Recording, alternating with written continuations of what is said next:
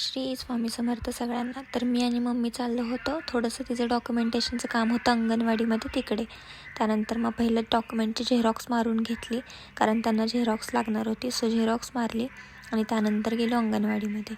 आणि आमच्या इथली अंगणवाडी छान आहे, म्हणजे एका साईडला आहे, त्यामुळे छान वाटतं.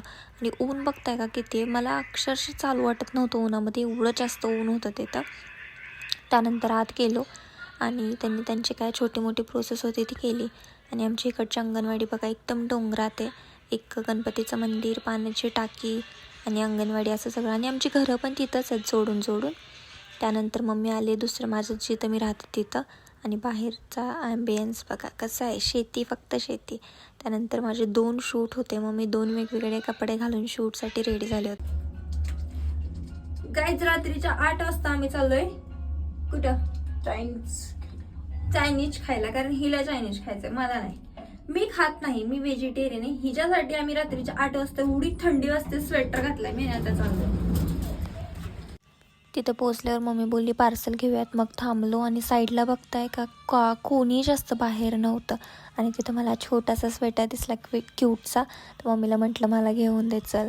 आणि फक्त चायनीज घेते बोलली आणि एक शॉप ओपन दिसलं की लगेच तिकडं गेली. काय घेत असते काय माहिती. आम्ही चायनीज घेऊन आलोय. कोणासाठी?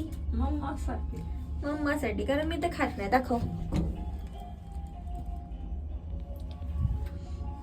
देख रहे हो लालची पना. देखो ना गाइस, देखो ना गाइस. चला ना बाहेर. खूप जास्त थंडी आमच्या इकडे, खूप.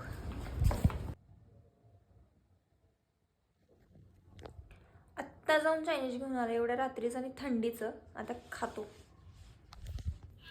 मी ठरवलं होतं मी नाही खाणार, पण नाही बोलत चायनीज समोर जेव्हा दिसतं तेव्हा माझा स्वतःच्या मनावर अजिबात कंट्रोल राहत नाही. आणि मग मी खाल्ला आणि असा होता माझा आजचा दिवस.